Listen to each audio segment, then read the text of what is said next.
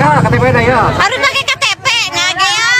Udah ada tulisannya loh, hanya untuk masyarakat miskin. Tapi Indonesia menghabiskan 5,9 triliun buat bikin e-KTP. Ada chipnya, ada biometriknya. Tapi fungsinya apa sampai hari ini? Di fotokopi. Sementara Malaysia pakai kartu yang sama, namanya MyCard, tapi buat ngatur subsidi BBM. Rakyat Malaysia tinggal tap MyCard di pom bensin. Sistemnya langsung cek identitas, Kad tu adalah IC ataupun KTP. KTP Malaysia ni, kerajaan Malaysia ada bagi bantuan RM100 untuk beli barang-barang asas kayak beras, telur gitu. PKH kok nggak ganti-ganti gitu loh Pak. Banyak yang lebih kaya dapat, yang lebih miskin nggak ada gitu Pak. Inilah kebobrokan para pendata BLT. Yang miskin tidak dapat, yang kaya malah dapat. Kadang saya bingung. Pendataan bantuan ini sebenarnya pakai aturan atau pakai kedekatan? Soalnya kalau lihat hasilnya, yang kebagian bantuan itu justru orang-orang yang hidupnya sudah lumayan. Belanja pakai KTP di Malaysia bisa, Indonesia belanja aja ditanya mau plastik enggak kak, macam itu peradaban. Gak bisa KTP Indonesia untuk belanja, bisanya ditanyain apa ya sama kasirnya, mau pakai plastik apa enggak kak. Kalau dekat Malaysia KTP IC boleh guna untuk belanja. Assalamualaikum warahmatullahi wabarakatuh. Jumpa lagi para sahabat dan teman-teman dengan Mas Farhan. Gimana kabar-kabarnya? Semoga kalian semuanya sehat-sehat saja. Yang baru bergabung di videonya Mas Farhan, terima kasih banyak-banyak yang sudah setia menonton di channel ini. Saya doakan semoga kalian semua dimurahkan rezekinya, dipanjangkan umurnya, dijauhkan dari malak bahaya oleh Allah Subhanahu wa Ta'ala. Amin amin ya rabbal alamin. Oke para sahabat dan teman-teman, di video kali ini Mas Farhan akan nge-reaction beberapa video yang sudah di-tag di TikTok Mas Farhan tentang IC dan juga KTP, kartu identitas Indonesia para sahabat. Kartu identitas kependudukan negara Indonesia. Ini buatnya mahal-mahal, memakan anggaran yang begitu sampai signifikan berapa triliun macam itu para sahabat. Yang dikatakan abang ini para sahabat. Tetapi kegunaannya apa macam itu? Bahkan bantuan sering meleset, tidak tepat sasaran macam itu. Sedangkan dekat Malaysia para sahabat, bantuan dari kerajaan Malaysia langsung masuk ke IC mereka masing-masing macam itu.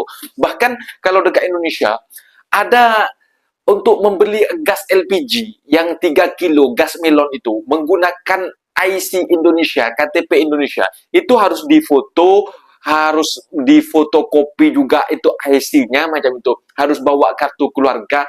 Ruwet, zaman sudah modern ini masih ruwet dekat Indonesia para sahabat. Sedangkan dekat Malaysia hanya menggunakan aplikasi dan register sendiri dan notifikasinya begitu kilat. Dan juga kalau mau beli barang-barang subsidi seperti halnya minyak paket subsidi dan juga minyak RON 95 gas yang BBM para sahabat. Ini cukup scan sahaja macam itu. Tetapi dekat Indonesia susah banget para sahabat untuk mengupdate untuk mendapatkan subsidi dengan menggunakan KTP ini para sahabat. Dan para sahabat penasaran kan seperti apa videonya? Kita simak sama-sama. Apa-apa benda boleh komen dekat bawah. Tetapi jangan lupa bantu sokong channel ini dengan like, comment, share, dan subscribe-nya. Kita tonton sama-sama. Let's go. Indonesia menghabiskan 5,9 triliun buat bikin e-KTP. Ada chipnya, ada biometriknya. Tapi fungsinya apa sampai hari ini? Di fotokopi. Sementara Malaysia pakai kartu yang sama, namanya MyCard, tapi buat ngatur subsidi BBM. Rakyat Malaysia tinggal tap MyCard di pom bensin. Sistemnya langsung cek identitas, ngecek kuotanya, dan kasih harga subsidinya otomatis. RON 95 harganya cuma Rp1,99 per liter, sekitar 7.200. Nggak perlu antri, nggak perlu surat keterangan, nggak perlu aplikasi, nggak perlu fotokopi KTP, nggak perlu daftar. Sistemnya simple, MyCard masuk ke reader, connect ke database pemerintah, verifikasi dalam hitungan detik. Tiap warga dapat kuota 200 liter per bulan. Kalau kita lewat kuotanya, kita bayar harga biasa. Nggak ada yang bisa menyalahgunakan. Bahkan kalau ketahuan curang, kuota kalian di MyCard itu langsung diblokir. Nggak bisa ngisi BBM subsidi lagi. Buat kendaraan logistik di Malaysia, mereka punya fleet card, kuota diesel digital per perusahaan. Hasilnya pemerintah Malaysia hemat 600 juta ringgit per bulan. Penjualan diesel bersubsidi turun 30%. Penyelundupan langsung kedeteksi. Sekarang kita balik ke Indonesia. iKTP kita itu punya chip NFC, punya data biometrik. Teknologinya sama kayak MyCard di Malaysia. Tapi kita pakai buat apa? Fotokopi buat buka rekening, fotokopi buat daftar SIM, fotokopi buat daftar BPJS. Padahal chipnya bisa dipakai langsung loh itu loh. 12,4 juta rakyat Malaysia udah pakai sistem ini dalam hitungan bulan. Indonesia, kita udah punya e-KTP dari 2011, 15 tahun. Dan chipnya belum dipakai buat apa-apa yang meaningful. Masalahnya ini bukan teknologi. Teknologinya tuh udah ada di situ, di KTP kita semua. Masalahnya ini political will aja. Dan itu yang harus kita tuntut sebagai masyarakat. PKH kok nggak ganti-ganti gitu loh Pak. Banyak yang lebih kaya dapat, yang lebih miskin nggak ada gitu Pak. Dua keluarga nggak dapat, yang lain mobil banyak apa? Gitu Pak. Jangan ada yang bicara dulu. Jadi masalahnya selama ini Bu, di pemerintah Kabupaten Kendal di bawahnya Dinas Sosial itu ada yang namanya tim verifikator. Tim verifikator itu yang bekerja untuk mengecek ke seluruh rumah yang ada di Kabupaten Kendal yang mendapatkan bantuan. Siapa yang layak, siapa yang nggak layak, yang harusnya sudah tidak layak masih mendapatkan, itu kita cek semua. Ada yang sudah meninggal masih dapat Pak, banyak tuh Pak. Pun ini saya jelasin dulu. Jadi selama ini tim verifikator itu nggak pernah dianggarkan Bu. Jadi nggak pernah ada anggarannya untuk mereka melakukan verifikasi. Nah itu baru saya ketahui sekarang. Oke, jadi sekarang saya sudah anggarkan di tahun ini. Tahun ini akan kita cek seluruh wilayah Kabupaten Kendal. Makasih Pak. Jadi mudah-mudahan apa yang menjadi keinginan dari Ibu itu insya Allah akan segera kita verifikasi di tahun ini. Karena saya akan dilantik tahun 2020. Saya dilantik tahun 2021. Berarti saya baru bisa menganggarkan untuk anggaran 2022. Nah, karena saya udah tahu dari 2021 pas saya dilantik. Jadi tahun ini sudah dianggarkan, tim verifikator akan cek semua. Pokoknya insya Allah yang nggak layak langsung kita potong semua, kita berikan kepada yang layak. Oke, setuju? Nanti dikawal. Inilah kebobrokan para pendata BLT. Yang miskin tidak dapat, yang kaya malah dapat. Kadang saya bingung, pendataan bantuan ini sebenarnya pakai aturan atau pakai kedekatan. Soalnya kalau lihat hasilnya, yang kebagian bantuan itu justru orang-orang yang hidupnya sudah lumayan. Rumah bagus, pagar besi, motor lebih dari satu. Malah masuk daftar. Sementara yang tiap hari nyari makan saja susah, malah tidak kebagian. Aneh kan? Dan yang paling lucu, setiap ditanya kenapa datanya kacau, jawabannya selalu sama. Kami cuma ikut sistem. Sistem dari siapa? Dari pemerintahkah? Atau dari grup WhatsApp keluarga besar mereka? Pas hari pembagian bantuan, yang datang justru ramai orang-orang bermotor bagus. Motor mengkilap, harga belasan juta, diparkir berjejer. Seakan-akan ini acara kumpulan klub motor, bukan pembagian bansos.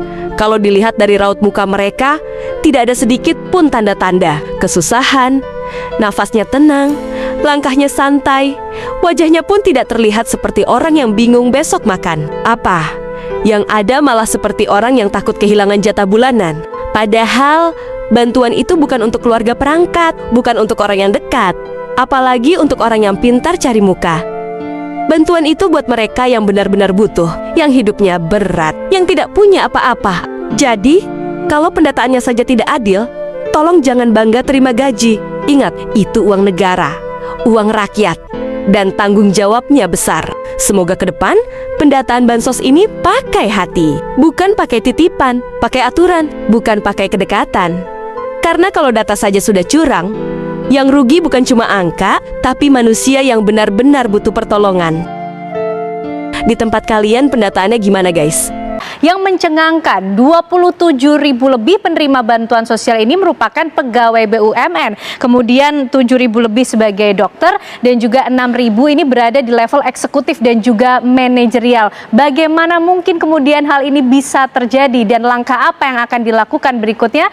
Setelah PPATK menemukan 600.000 lebih penerima bansos terindikasi judi online, lagi-lagi kali ini penerima bantuan sosial salah sasaran kembali terungkap. Datanya cukup mencengangkan. Hasil penelusuran PPATK di salah satu bank menemukan ada 27.932 penerima bansos berstatus pegawai BUMN. Sementara 7.479 penerima bansos lainnya berstatus dokter. PPATK menemukan ada ribuan profil penerima bansos yang tidak biasa. Lebih dari 6.000 penerima bansos berprofesi atau bekerja sebagai eksekutif atau level manajerial. Dari profil yang kami temukan di satu bank saja, kami menemukan data yang anomali. Contohnya misalnya terdapat 27.932 penerima bansos yang statusnya adalah pegawai BUMN. Lalu kemudian ada 7.479 sekian data penerima bansos yang statusnya adalah dokter. Lalu kemudian ada lebih dari 6.000 statusnya adalah eksekutif atau manajerial, dan banyak lagi status-status yang menurut kami ini sebenarnya perlu didalami lebih lanjut oleh Kemensos dalam konteks ground checking, apakah yang bersangkutan memang masih layak menerima bansos atau tidak. Temuan PPATK lainnya adalah dari 10 juta rekening penerima bansos, 1,7 juta diantaranya belum pernah terima bansos. Dari temuan PPATK itu, Kementerian Sosial mencoret 228.000 penerima bantuan sosial karena tidak lagi memenuhi syarat penerima. Lalu, apa yang menyebabkan penyaluran bansos menjadi tidak tepat sasaran? Baru-baru ni aku ada nampak satu TikTokers Indonesia ni, dia buat konten warga Malaysia bayar pakai kad. Tapi sebenarnya kad tu adalah IC ataupun KTP. KTP Malaysia ni, kerajaan Malaysia ada bagi bantuan RM100 untuk beli barang-barang asas kayak beras, telur gitu. Jadi ada yang komen, kok masih pakai kad? Di Indonesia udah pakai QRIS. Kat Malaysia pun ada QRJ juga, QRIS, Touch and Go, e-wallet, macam Dana tu ada. Cuma kita pakai kad tu, tap tu sebab dalam IC kita, KTP kita tu ada wang. Dan juga IC kita itu juga boleh buat pergi bolak-balik Touch and Go, macam tol ataupun public transport boleh pakai IC. Dan juga KTP kami juga itu mempunyai subsidi minyak, subsidi minyak RON 95. So dekat situ KTP tu IC tu sangat berguna lah. Okey? Apa menurut lo yang lebih dikomentarin lebih di Malaysia atau lebih atau yang perlu diimprove gitu? Paling lebih unggul tuh soal kartu identitas KTP sih, itu benar sangat bagus banget. Itu dia satu kartu 8 fungsi. Di Indonesia satu kartu satu fungsi gitu. Dua lah kayaknya. Iya. Menurut kalian berapa fungsi dari KTP itu? Ini orang Malaysia belanja kayaknya bayarnya guna kad pengenalan negaranya ini. Secanggih ini ya, katanya di sini IC namanya ini. Canggih seperti ini akad pengenalan warga negaranya di Malaysia. Tengok bayarnya pun guna IC-nya. Canggih luar biasa, sangat penasaran saya. Ini nanti boleh ditanyakan ini nanti. Kok bisa ya? Di Indonesia belum jumpai macam ini kawan. Oke, tadi saya nampak orang Malaysia belanja di market 99, terus dia menggunakan MyCard atau IC. Kalau di Indonesia itu KTP. Saya tanya dulu, Bang, tadi awak bayar guna IC macam kalau di Indonesia itu KTP, betul lah? Pakai IC. Macam mana boleh bang? Tengok bang. Saya tunjuk macam ni je lah. Okey, boleh. Oh, macam ini ya? Ya, pakai IC lah. Oh. Dalam ni kita ada ni, hari tu kerajaan bagi lah. Kerajaan bagi ada 100. Setiap yang mana ada IC dia bagi 100. Oh, okey. Syukurlah, alhamdulillah, walaupun 100 okeylah, boleh lah. Okeylah. Kan beli untuk anak-anak. Terbaiklah. Ini kerajaan sudah bagi, terus berkualiti.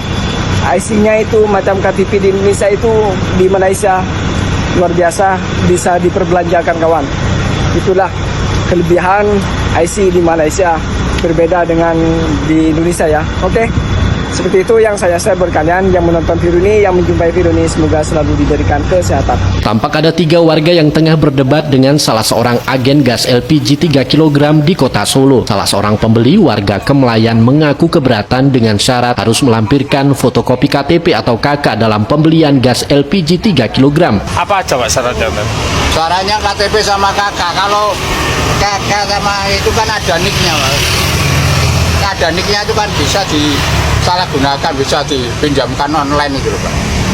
Itu banyak yang terjadi seperti itu. Kita nggak pinjam kok, tahu-tahu banyak tagihan seperti itu, Pak. Ketakutannya itu berarti? Ketakutannya itu paling takut, Pak. Ini cek KTP dah ya. Harus pakai KTP, ngage ya. Astagfirullah, viral. Antri kan harus pakai KTP. Astagfirullah.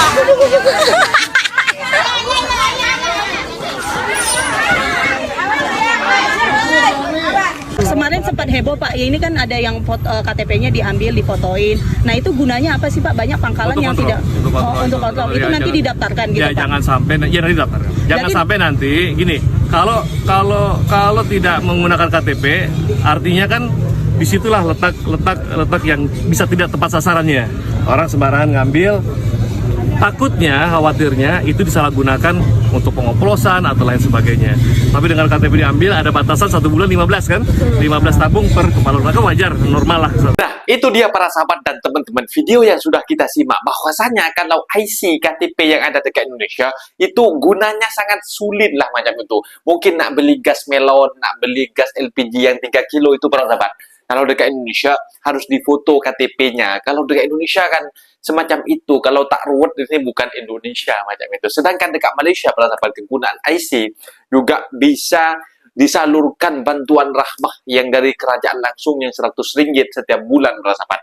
Ini seluruh yang mempunyai IC dekat Malaysia itu tepat sasaran pembagian bantuan rahmah ini. Kalau dekat Indonesia kan PKH macam itu, semacam bantuan untuk orang miskin, bantuan orang yang kurang mampu macam itu, orang miskin lah macam itu para sahabat. Ini kalau dekat Indonesia kadang tidak tepat sasaran, yang kaya dari sanak saudara, famili, dari kerabat ataupun ketua kampung dekat sana yang mendapatkan, sedangkan yang betul-betul yang betul-betul miskin tidak mendapatkan macam itu. Itu yang dikomplainkan dalam video yang kita simak itu para sahabat. Ini sering terjadi dah orang untuk mengambil bantuan. Sepertinya kalau dekat Indonesia kan berupa uang cash macam itu yang diberikan, yang dikeluarkan setiap bulan sekali ataupun 3 bulan sekali, itu berupa uang cash. Kita datang ke tempat kantor pemerintah Indonesia di cabang-cabang di desa-desa macam itu. Kita datang ke sana. Yang datang itu orang yang pakai motor cantik-cantik, yang raut mukanya pun tak ada kesusahan sedikit pun macam itu. Tak samalah. Orang yang betul-betul susah tak dapat macam itu. Inilah salah sasaran dekat Indonesia. Karena ada chipnya juga KTP ataupun IC Indonesia, tetapi tidak berfungsi macam itu. Langsung tak macam dekat Malaysia, macam nak beli minyak subsidi langsung cucuk saja boleh dapat minyak subsidi macam itu. Tak ruwet macam itu.